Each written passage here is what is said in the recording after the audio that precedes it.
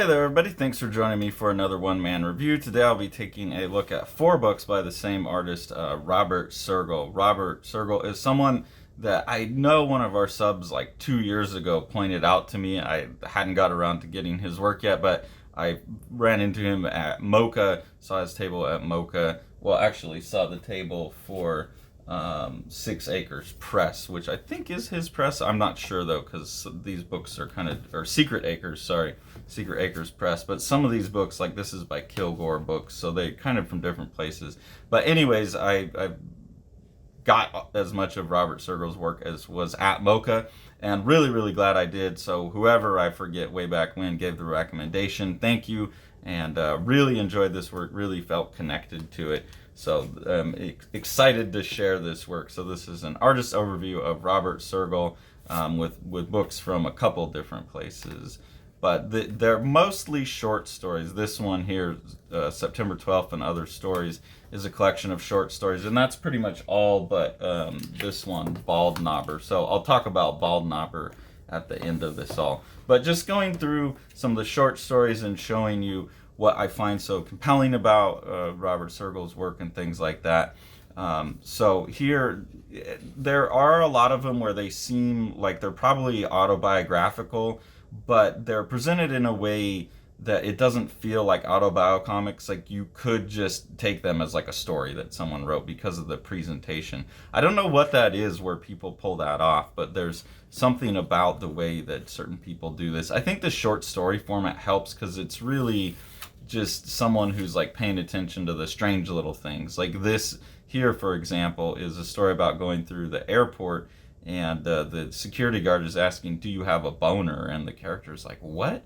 Another thing that Robert Sergel does consistently is in the captions, and I think this is one of the things that makes it feel less like autobio to me and more like really good, like prose writing or fiction writing, is that what the information that's in the captions in Robert Sergel's stories is very often like a second piece of evidence about the story or something. It's something tangential to the story that informs it. So in this one, what you're getting is basically a phone message or a letter from the air carrier to presumably Robert Sergel, but there's never a name attached to it, so that's where there's some vagueness about if this is made up or not, and I appreciate that.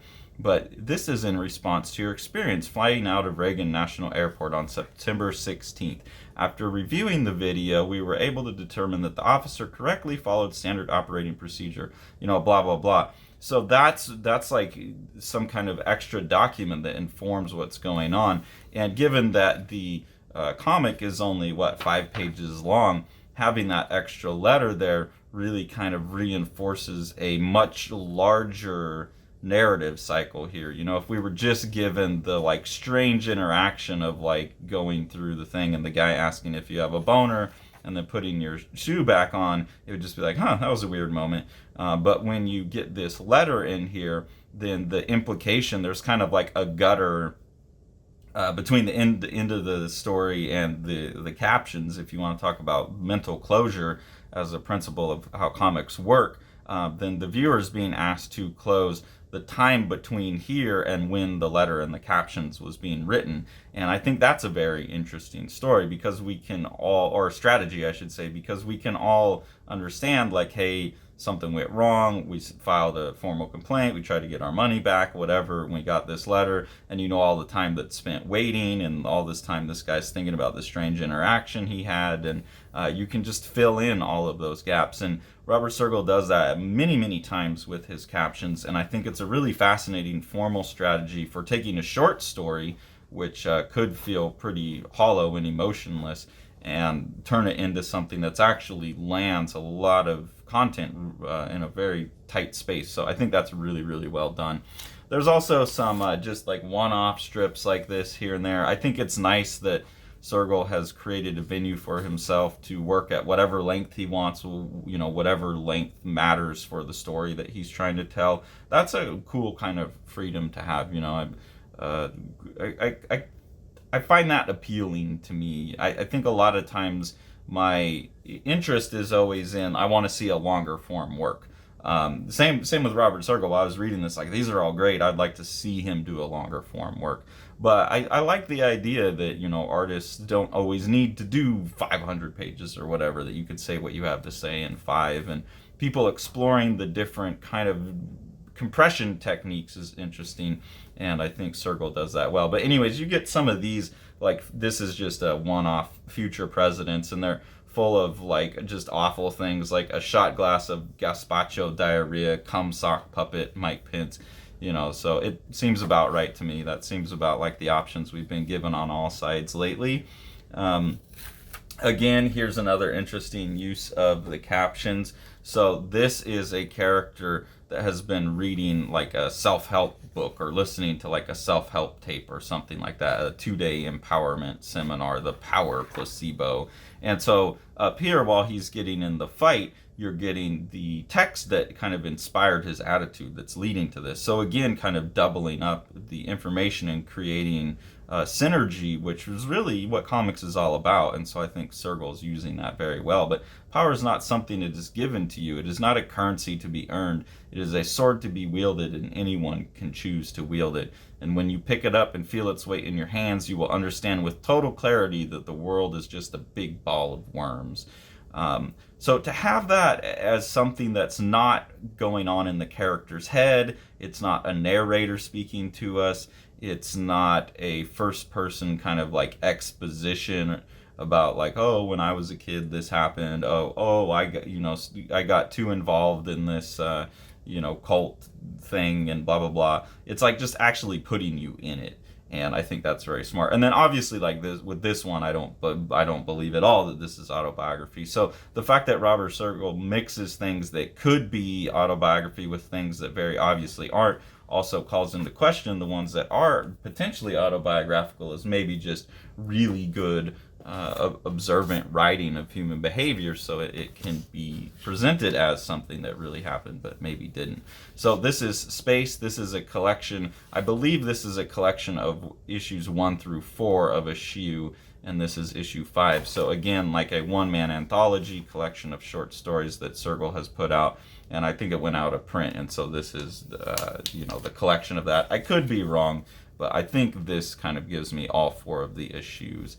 So here we get, some just really cool art. Obviously, you can tell that the use of really, really stark black and white, high contrast, really focused on pattern and things like that is a big part of Sergel's style, and uses it very, very, very well, very effectively. I mean, you can just see compositionally how cool all of this stuff is. There's also a real big focus on rhythm. Now that I've been spending so much time working on drawing on a grid for my own book, Bound, I see a lot of things in here that are suggestive to me that Sergel's working with some kind of grid, because you get a lot of things where like this lines up right to the tiles, and here this edge of this window lines up right to here, this lines up right to the gutter. So I think he's working on a grid of a certain, I think this is probably the primary unit here, and then it looks like these are twice that gutter width. I could be wrong because they're saying smaller, but it has a very intense focus on rhythmic kind of impact in the art. And I,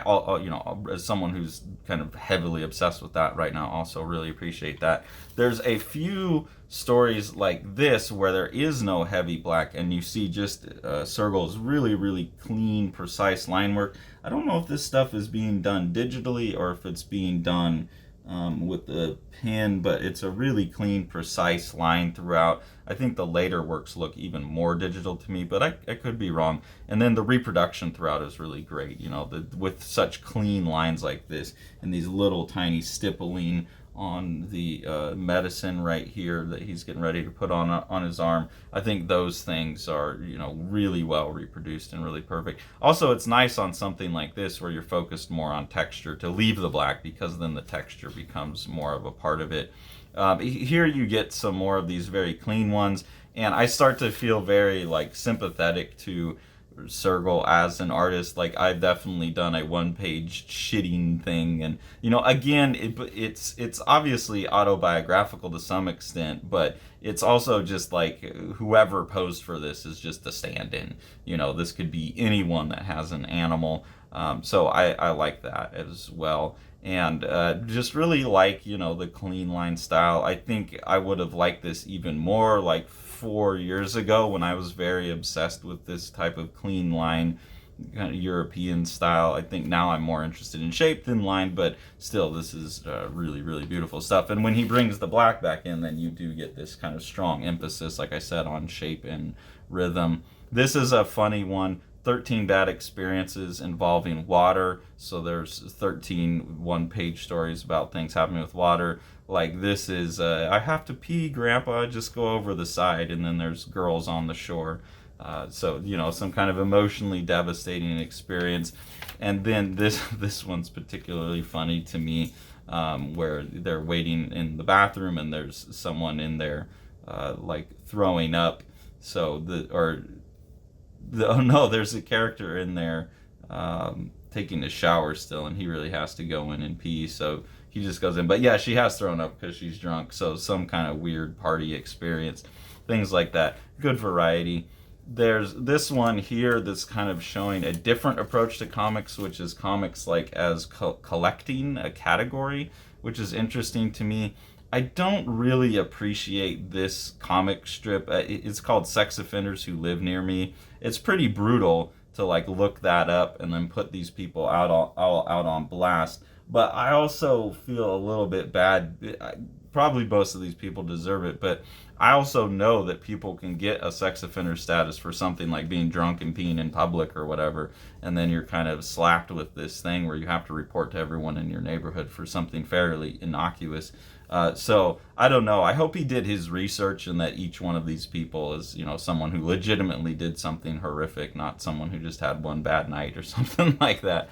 Because now they're out there forever in this guy's comic. But the idea of comics as like collecting, you know, that the sequence is just a collection of related things is interesting to me. This story here, I had to start reading it to Tori, and I just started feeling like I was being spied on a little bit, and that increased as I continued reading the volume. First off, this looks like drawings of me when I was, you know, 30. And then it's a story about his obsession. And I don't know if this is Robert Sergel. I'm assuming it's real life stuff on this one, but it could be entirely fictional. So anyways, the character is obsessed with this gray sweatshirt. And I have worn the same gray sweatshirt forever. And I used to, even as a kid in high school, I would always poke my thumbs through. I would hold my hands in it the way he's got his hands in there to keep them warm, and eventually my thumb would poke through and I would do the bum thumb thing like that. And he's going on and on about his famous gray sweatshirt and how it's comfortable and how it had stains and the hands are all nasty and the hood is brown on the inside, and all of these things that I know very, very well from my own obsession with sweaters. And then the unwillingness to like let the sweater go because it's comfortable. The obsession of getting a new one and it's not the same material and it doesn't work, like all of that. So I was showing it to Tori and she was freaking out, like, yeah, that is a drawing of you. Yeah, you do obsess about your gray sweaters. So that was really fun. I enjoyed that. Here's a playful one where he's taking some more just formal liberties here, and by I don't mean comics formalism, I just mean design formalisms, where he's just playing with kind of like glitch and rhythm and shape and that kind of stuff. So someone who's plugged in their Mario and then something happens to the TV. And it's just really cool to see that like representation of the glitch on the TV in black and white. So some more really fun art stuff. This stood out to me. This article here, he's kind of talking about a certain house in the neighborhood. He's obviously an artist from the East Coast, Upper East Coast. I think it's Massachusetts. It said on the back of one of these. It feels very Massachusetts and Connecticut in kind of the vibes that are here and the stuff that's being talked about. So here we're talking about an article in Boston, something that happened August 26, 1953. My birthday, by the way. So this happened on my birthday, or at least this article came out on my birthday many years before I was born. But this is a Sylvia Plath, 20, the Smith College student's been missing since Monday, was found shortly after noon. So I'm familiar with Sylvia Plath as a very famous writer. I looked this up, and this seems like a different Sylvia Plath, but it is a real story that I found the article on. and I couldn't find anything suggesting that this is the famous author. But I'm curious if anyone knows, like, did Sylvia Plath like go missing when she was 20 and as a college student? I don't know. That caught my eyes just because it's such a famous name. Another thing that we just had to, me and Tori, once we determined that this guy, like the cartoon version of him at least, looks like me and he wears a gray sweater, is it cracked me up that he's a Virgo, so born sometime between August 23rd and September 22nd. Obviously, I just gave away that my birthday's on the 26th, so it'd be pretty funny if his was as well, since he is pointing out that date for some reason in the book. Here, this is a character that goes to a party and is talking about having panic attacks, which is another thing that I've always, struggled with in my life. Medication, Paxil, has, made me pretty easy for me to just to deal with it and not have struggles anymore. But he's talking about going to, and having a panic attack at a party, so I can feel that. I vibe with it, and again, kind of laughing with Tori, like, oh my God, get this guy out of our living room. He's following what I'm doing. This story here is really fun. I hope that this is autobiographical, but if not, it's very well written. So you have, supposedly, we have Robert Sergel here as an artist working on his stuff, and he's got this piece here, and you learn how he got the piece. So he finds out that he has a relative who is also a cartoonist, and they go meet him, and he gets some of the original art here, and he finds out that this relative of his that he didn't know about used to work at Fleischer Studios, and that he had worked on Superman and Popeye in the special effects department, and then eventually just kind of moved away into these kids' books, and then moved away from art altogether. So that's a pretty cool story as well. And if that's really true, like, how cool would it be to meet a relative that worked for Fleischer and has some of that experience? That would be super cool.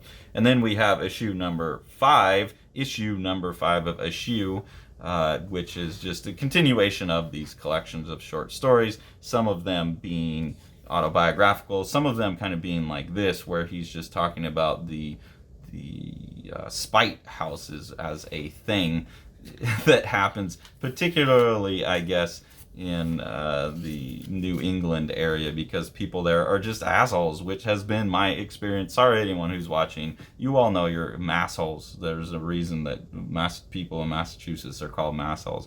But the one time I've been in Connecticut and Massachusetts, I felt like I couldn't merge onto the freeway even if I had a shotgun hanging out my window. So you all have definitely earned your reputation. It's okay, we still love you. But he's saying that this is a trend in the area where people will build houses out of spite just because they're mad at the city planner or a neighbor or something like that. So some of these are really funny. This one in particular, this woman said that she would only agree to divorce her husband if there was an exact replica of the house that they shared, and he agreed, but built it in an uninhabitable salt marsh. So he fulfilled his legal duties of the divorce. Just things like that are really funny. This one here, again, is something I could really relate to. You have this character's talking to his dad, and then his dad ends a text with "best to all," and then doesn't reply, and everyone's in the family is kind of like, wait, what do you mean by that? And they're freaking out that the dad might be feeling suicidal, that he's saying his goodbyes very briefly. And that actually happened to me when about 6 months after Tori and I got together, her mom died, and I went with her before it happened, and visited her family in Texas, and then stayed with her until her mom died, and then I had to come back to work, and Tori stayed for a month, and obviously in a very intense situation, a lot of depression happening, and there was a day where I got a message from her that was actually what happened for real, is that messages got sent out of order. It was just a really bad coincidence, but the messages got sent out of order, and then her phone service died. So what I got was this message that seemed like she was saying her goodbyes, and then I couldn't get a hold of her for hours on end. And so this story, they're having that same panic, and eventually I was able to get a hold of her, and we realized what happened is just that her her service provider farted out and sent me this message, and then I couldn't get in touch with her. But it was one of the scariest couple hours of my life, and these characters are going through the same thing and kind of imagining all the scenarios that his dad might be killing himself. So pretty intense little story, and again told in very few pages. This one is definitely more of a made-up story, but I think it's again based on a real thing. You have this place that's called Satan's Wildlife Management Area, Massachusetts Division of Fisheries and Wildlife. So Sergel's looking to, I assume, a real thing, and the precision on the lettering here is insane. I'm hoping that this is done with some kind of like font that he's made out of his lettering, because to have this in white on there like that is crazy. I mean, maybe he just flipped it in Photoshop or something, but the white lettering's really, really nice on this. But anyways, this one turns into a surreal little story real quick. I'll just grab, kind of this surreal horror story. So again, in these books, you get this mix of things that seem very down to earth and probably actually happened to the author, and then things that are entirely fictional, and that mix up keeps it really, really fresh for me, so I enjoy that. And then, like I said, while I was reading these, I was thinking, oh, this is really cool. I love this short story format. He can kind of do whatever he wants, but he's such a powerful artist. I'd like to see him do something a little bit longer form and see how an artist operates in that. I don't know why when I see artists do long form, I don't go, I wonder what they would do if they worked short form. That's kind of unfair. But anytime I see someone work short, I always want to see what they'll do when they have more space, especially someone so compelling like this. So very happy to see that Baldknobber is a graphic novella. And Baldknobber really employs this trick with the captions that Robert Sergel uses over and over and over to extremely great effect, and stretching that out over a longer book really does, make it even more impactful. So basically what you get here is you have this character Cole come up, and he's doing a book report for his class, and he puts on this mask with the horns, and he gives his book report on this book, Baldknobber's Vigilantes of the Ozarks. The rest of the comic is the captions are him talking in class, and then what's going on in the panels is basically what he's been up to prior to coming and reading this for the class. So here you see the dad giving him probably the book is what it looks like, but you find out that his parents are kind of in a difficult situation. They've been divorced, those kinds of things, so he's having a hard time in life. You get him inspired by these vigilantes in this book going around kind of being like a real life superhero. Now he's made this mask to look like the Baldknobbers, and he's going out and trying to deal with bullies and stuff, but still kind of being the kid he is having troubles. So sometimes the real world is like a comic book. There are good guys and there are bad guys, and this is him talking in class. But then here you have, he's walking up on this kid. Oh, look, it's janky Batman. I'm a Baldknobber. Ha, no grass on the field, huh? So he's making fun of his head. And then you can't reason with bad guys. They only understand one thing. And then you see, they only understand pain and violence. But you also get, how's your mom, Cole? I heard she's fucking some grease monkey. I bet her pussy smells like motor oil.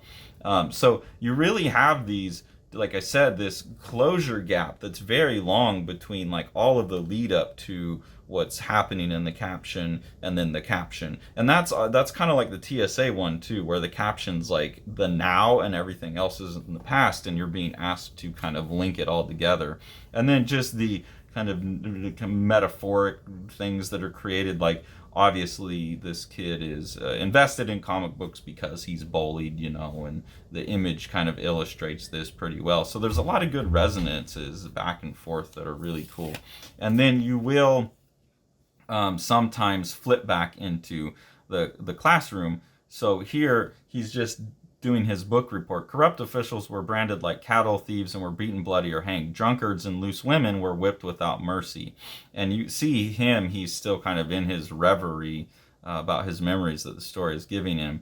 It was all going along like they planned until, and then he gets interrupted. So that's like, that's a really perfect little thing too. It was all going along like planned until, and the teacher's been yelling at him, Cole. And he's like, We don't call women loose in this classroom, but that's how they say it in the book. It's not appropriate. Drop it. Sorry, where was I? And then the story picks back up.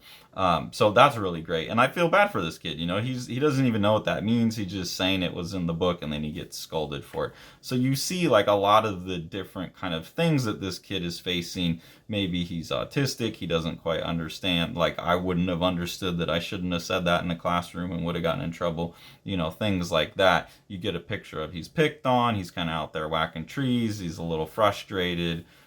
You know, he's obviously not very happy at home. And so you get all of these kind of things piling on top of each other because of the combination of what he's saying at school and then what was actually going on. Here, the corrupt local officials joined forces with known criminals. And here you have his mom basically getting together with a new guy here. So you can see him kind of thinking about her as a corrupt local official and thinking that the guy she's with is a criminal, doesn't like it. Here, his kids again being mean in class. He's done with his report and he says, that's it. And someone else goes to talk about Hatchet. And then he says, you hear this other person now talking about Hatchet. But you still get the resonance with what's going on with this kid here. So with Cole, it's about a 13-year-old boy, so we can assume he's probably about 13, with divorced parents. And here you get the bully has now passed him this really crude drawing of this guy filling his mom's hind end up with gas. And then, you know, they go on with the plane crashes in the wilderness and all that. But you can see that being all resonant as well. And then I don't want to spoil the ending of the book, but this all kind of builds up in a really intense way and kind of comes to a conclusion. And the way, again, that those two kind of like what's happening in the book report and what's been happening over the last month or whatever that he's been reading the report and preparing the book kind of gel together in your mind. You have to put it together in your mind, but it comes together very, very powerfully for a very intense payoff. So I just think that Robert Sergel is a really, really stellar writer, obviously a stellar artist as well, and just a stellar like formalist with comics. Like I said, I actually didn't show many pages that are super rhythmic, but you can see just flipping through the kind of intensity of rhythms and trees and fences and those kinds of repetitions, phones, anything with boxes and lines on it. So I really appreciate that as well. Here, I guess on the cover, you get the rhythm back here against the fence and this. Just really firing on all guns, I think, a really special creator who probably deserves quite a bit more attention than he's getting. So definitely go out and get yourself some Robert Sergel work. It's really awesome. I'm looking forward to anything else that he does. I'm just a big fan at this point. So and big apologies to whoever first recommended this work to me. I don't do as good as I should about keeping track of those things. Trying to get better at that. But whoever recommended Robert Sergel's work, thank you so much. This is great stuff. If you appreciate what we're doing here on the channel and want to support us, there's two ways to do that. First is through our Patreon. We have 2 different tiers of engagement on the Patreon. The first tier, you just get early access to our videos. At the second tier, you get exclusive previews of the books that Sean and I are drawing right now, and the ability to participate in our ongoing webcomic experiment, Prane Day, where you can help determine what happens to Prane on the next repetition of his Groundhog Day cycle. So we really appreciate that. Any of the money that we get from that just helps us buy the books that we review, put it into other creators and publishers' pockets, and keep this whole thing rolling. So that's really appreciated. If you want to support us, Living the Line itself, the best thing to do is to support what Sean's doing with Living the Line Publishing. So we'll go ahead and take a look at one of his projects now. The Exile by Eric Creek is a gorgeously illustrated Viking saga of revenge. Eric Creek calls it his Viking Western. It's about a guy who's been away on the warpath and is returning home to some family troubles that have to be resolved. And this is told in just this amazing, like, kind of 3-color art style that looks like old woodblock cuts or something. It's absolutely gorgeous book that you've got to pick up.